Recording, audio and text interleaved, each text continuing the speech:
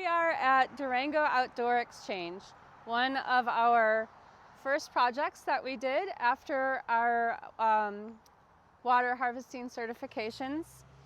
And I'm going to talk to you about three main principles of rainwater harvesting today at this property. The first main thing that you should know is that you always want to start creating a hydrating landscape, as we call it, by going to the top of the site's watershed and working your way down. Here, very recognizable old Pizza Hut, we have this fabulous roof with this very tall pinnacle at the top. And all the water that hits this roof, at least the front half, comes this direction, which is perfect because the landscape is this direction. So what happens in this case is the water hits the roof, and you can see this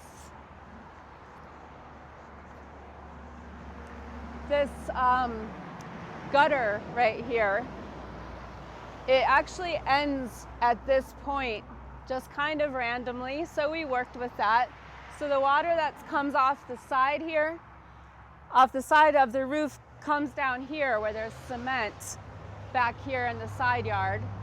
And then all of the rain that comes off the front part of the roof comes into this gutter, and it empties out where the gutter ends right at this point. So we created landscape features at this top point of this watershed to channel down into the landscape. And I want to show you on the other side how the roof works over there too.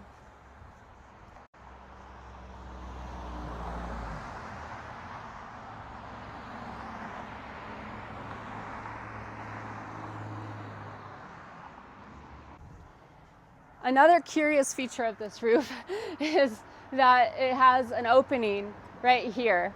And so a ton of water from this portion of the roof comes out right here, hits the pavement, and then you can see the slope of the pavement is perfect for, again, funneling the water into this part of the landscape. And another tenet of rainwater harvesting is that we want to start small and make things manageable. The features that we build to channel the water, we want to make them on a human scale and easy to create and easy to repair should they need repairing. So that is all demonstrated in this landscape. And then the third principle that I'm going to talk about is earthworks. This is considered a passive rainwater harvesting landscape as opposed to active. Active would be your rain barrels, where the water is kept in liquid form and then you can let it out as you want to. This is totally different from that.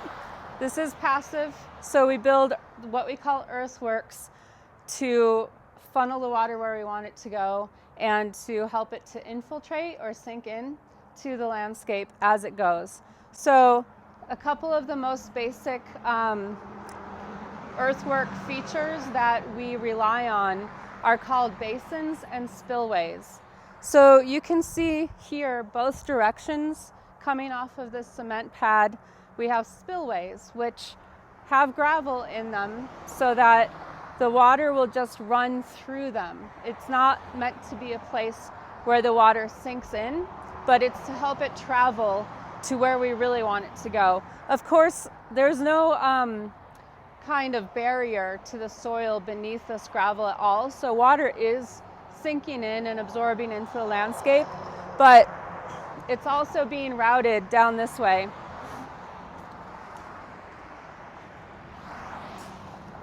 To a basin. So a basin is a earthwork or landscape feature that we build that's a lower point in the landscape, meant to let the water have a chance to pool and really sink in. Our soils here in this region are considered hydrophobic, which means they repel water. water will hit the ground, and instead of absorbing easily and quickly, it just runs off instead. And so what the basins do is give the water a chance to sit for a moment and soak in deeply to really hydrate the land, therefore hydrating the landscape and watering the plants. And then it's all a very careful process, actually. We have a specific water level that helps us know the exact grades in relation to each other, so that the function works where once this basin fills up to this level, it then will spill over and go into the spillway, which is why it's called spillway. So again, we have the gravel to help make the flow of water easier to get into the next basin over here. And you can see from over there, same thing is meant to happen in this direction, where the water comes down and it's funneled this way. We have another basin right here.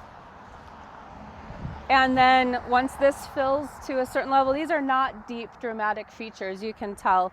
They're, in this landscape, they're maybe 6 inches deep, maybe 4 inches deep before it gets over this little, you can't really see it under the gravel, but the way we constructed this is for the water to have a little lip. It has to go over once this basin is full and go down this spillway. And then it shares this final basin down here with the flow of water that came from there. So the design is to get this entire section of landscape watered naturally from the rain.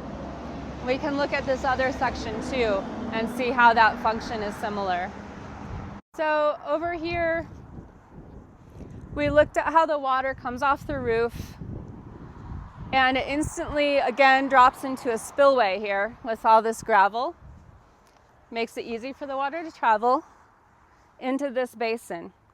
And we'll talk about this at another property about why we have what we have in the basin to help it infiltrate. And then it's meant to travel off this way. The idea with the basin being here is that the water absorbs into the soil deeply and is going to, under the ground pretty much, continue going downhill and water this portion of the landscape. And this is actually an elongated basin. It kind of works, this particular one sort of works as a spillway and as a basin, helping to water this tree right here. And then behind you, you can also see that the water that comes off, well, just the rain that hits the landscape itself, we have contoured basins and spillways through here to help it run down slope. I don't know if you can tell on the video, but the slope of the land goes out that way toward the driveway. And so this feature has basin, spillway, basin over here, another little basin right here, and it's just meant to undulate the water through the landscape and get everything watered by the time we get to the lowest point of the landscape. This entire whole landscape, the lowest point is right here. This is the bottom of this mini watershed we're looking at. So we've worked throughout the landscape to channel water where we want it to go, using small features that a human can easily build and repair and adjust if needed, and using the earthworks that we talked about, spillways and basins. And this is the idea behind Durango Outdoor Exchange's landscape, and I would like to welcome you to come browse it anytime, and I know they are happy to have you come visit also. check it out and see how it works, especially during a storm. That's where it's always exciting. If you feel like getting a little wet or just sitting in your car and watching it all happen, that's the exciting part. Thanks for joining us.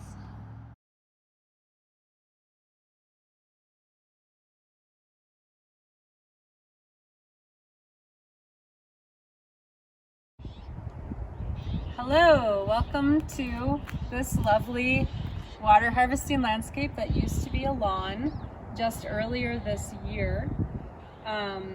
It wasn't a lawn that was appreciated or used, and it was annoying to have an ugly patch of grass and weeds that wasn't used and could have used a whole lot of water, but these residents chose to scrap that plan and put in a rainwater harvesting landscape that Columbine put in for them earlier this season. Like all rainwater harvesting landscapes, we started out looking at the top of the watershed for the site. In this case, once again, it is the roof of the home.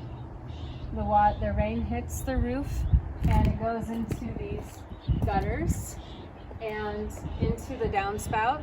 In this case, the residents routed the downspout underground, under this pathway, and out. It actually releases under our spillway here into the first basin. So one of the tenets I want to talk about with you right now on this landscape is the one that talks about spreading and slowing the flow of water throughout the landscape.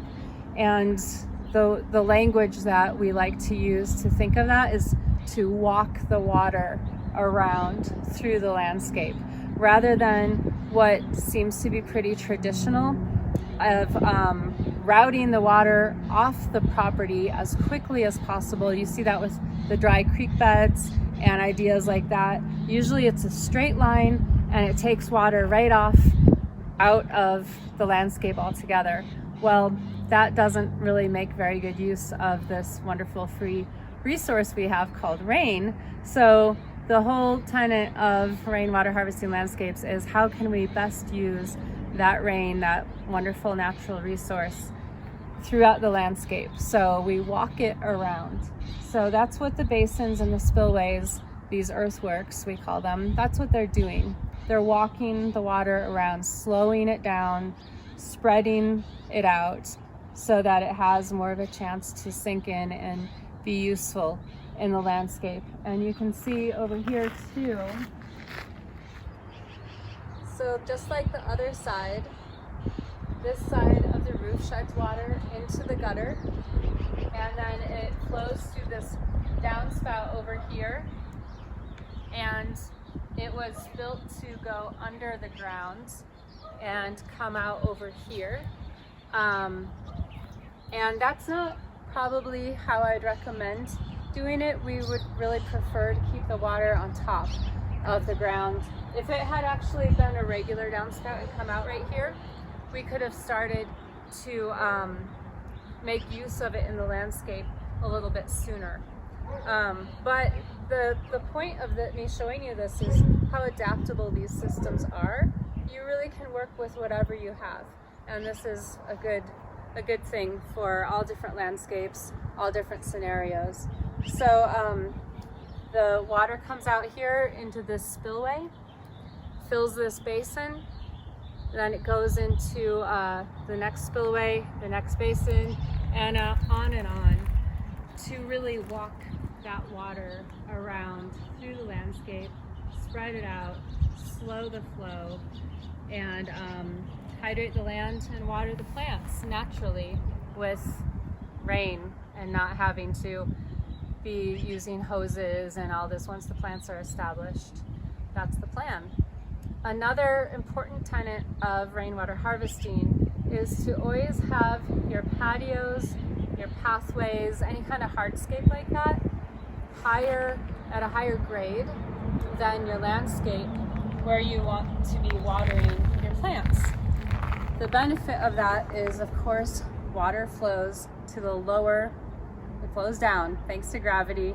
It It's very predictable, and we don't want it pooling on pathways or patios. We want it pooling in the landscape where it can benefit the plants. And another side benefit of doing it that way is during the winter time, if you have a pathway that you use frequently, the water is going to drain off of it so it doesn't collect ice on your pathway, because obviously that's not very helpful. The last tenant I want to talk to you about in this landscape for rainwater harvesting is that idea of the living sponge. So this is a really great example. The basins here, well, you have seen how the spillways are built with gravel so that the water flows quickly through them. It's not meant to pool in the spillways, it's meant to travel through to the basins. The basins are where the water pools. And you know what else? Not only water pools in the basins, but organic matter collects there as well, because it too is affected by gravity. It goes downhill and it collects there. So the more traditional or common landscape method of building berms and planting on top of berms, you can see as you think through these processes how that really doesn't make any sense, because all of your water is going off of them, as well as all the organic matter, nutrients, little debris that floats in that actually has nutrients in it and can benefit the plants. On berms, it all goes off. So you're really fighting against nature with that kind of more common landscape method of planting on top of berms. So this turns that idea on its head, and you have the basins. A lot of times we don't want to be planting in the basins, because if you have xeric plants that like to be dry, the crowns can actually rot because of how much moisture the basins do hold. So in the cases where you see plants in the basins, they're specifically chosen to be water-loving plants, and they just help green up that space too. So the living sponge idea is achieved by not only the plants in these particular basins, but also the mulch. So the mulch just adds to the effect of the basin collecting moisture. The mulch keeps that water, that moisture in there. It keeps it from evaporating as quickly. A method that I really, really love and want to heartily recommend along with the water harvesting landscapes is a method called chop and drop. So anytime you're working around your landscape and you're deadheading or you're weeding or what have you, you can chop up the pieces into little segments and actually put them in your basins, and they will act as mulch in there. Of course, you want to be mindful not to do that with any plants that have seeds that you do not want to be growing in your landscape, like weeds, like probably a dandelion in full bloom would not be a good candidate to put in your basin. But other than that, any kind of vegetative matter or plants that you might not mind growing in your landscape, like maybe some cosmos or some penstemon, for example, would be great. Just throw in there. They might not grow, they might grow, but the point is that just having organic debris that otherwise would be leaving your site, you can basically recycle into your landscape in a beneficial way with this living sponge idea. So it's helping to be mulch in the basins. You don't necessarily want to be putting chop and drop just anywhere, but in the basins it's decomposing more quickly because of that moisture. And so the mulch and some plantings, if you so choose, create that living sponge idea in the landscape. And you can also see, just to touch on another idea we'll be talking about at the next property, the native and adapted plants that are here in this landscape, so that they'll be able to survive on their own once they're established with just the earthworks that we've built here, assuming it rains sometimes. And it doesn't even need to rain that much for this to work, this system to work, because of how it exponentially compounds the amount of moisture you get, not only what drops on the land, but from that roof. That roof's pretty big. That's going to bring a lot of water down here, and we're spreading it, walking it around the land, and watering these plants that are adapted to this climate and these conditions. So I hope that you'll find some inspiration in this property and feel like this is something that you could take on yourself at home.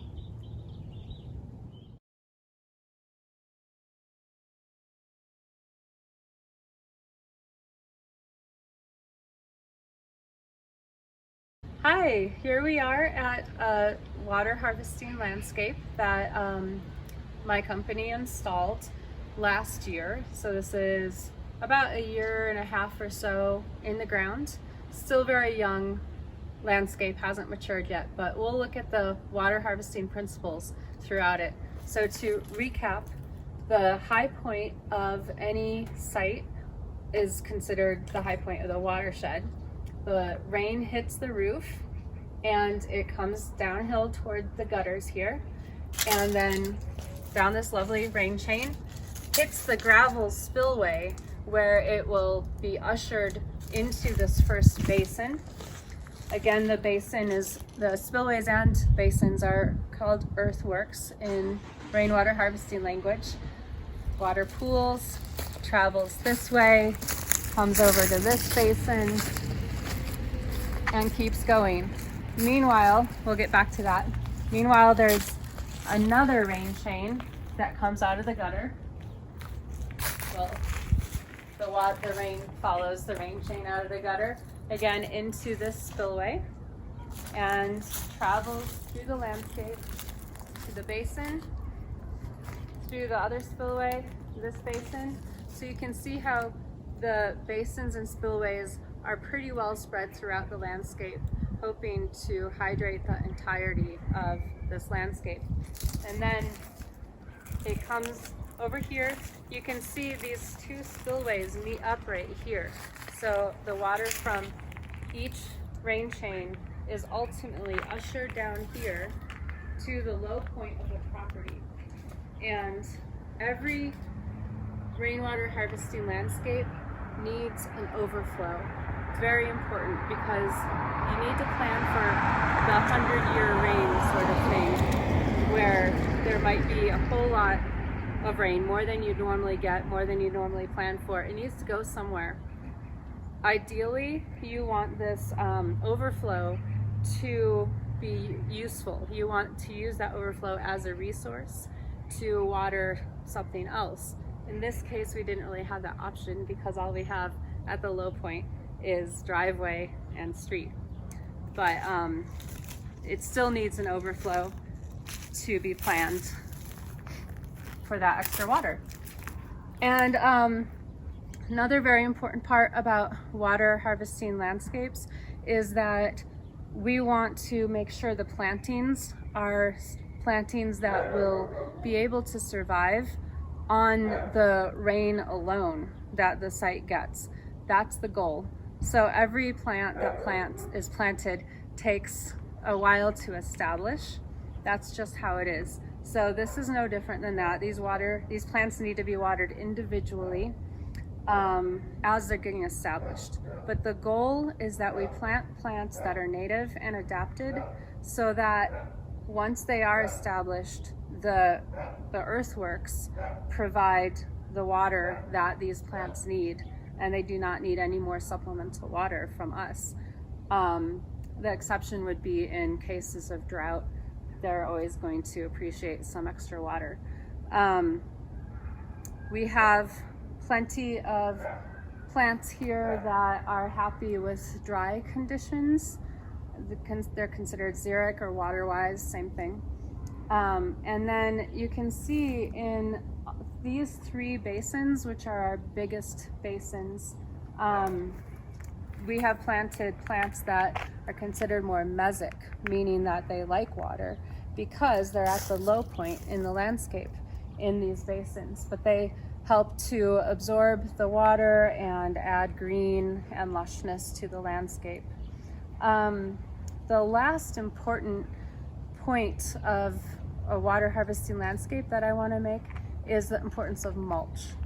So here you can see we have, this is shredded cedar mulch, and it actually does work pretty well for water harvesting landscapes because it knits together and it holds onto the slope better than other mulches do.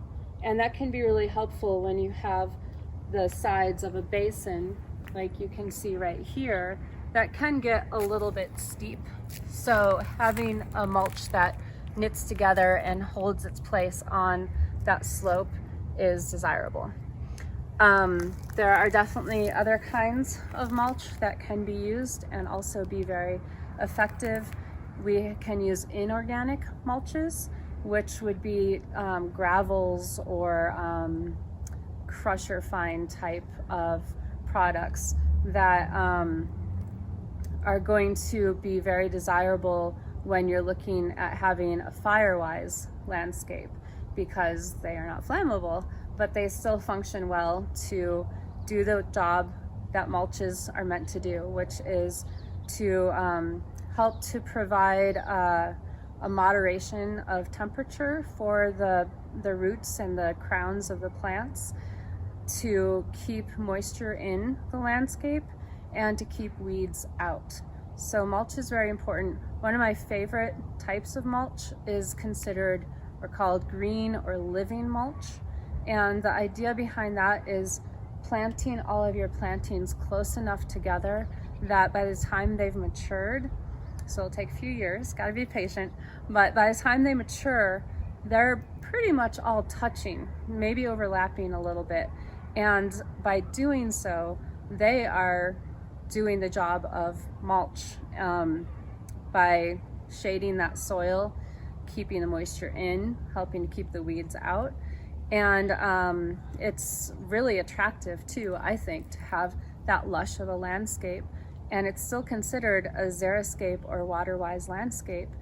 People have the misconception that a xeriscape means a xeroscape, where nothing is growing in it. It's totally not the intention of xeriscape. Xeriscapes can be very lush, and so we've kind of gotten to calling them water-wise landscapes instead of xeric, just to minimize that confusion.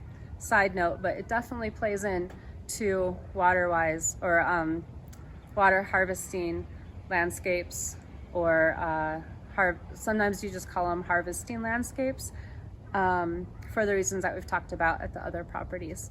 So thank you so much for joining me at this lovely, shady water harvesting landscape.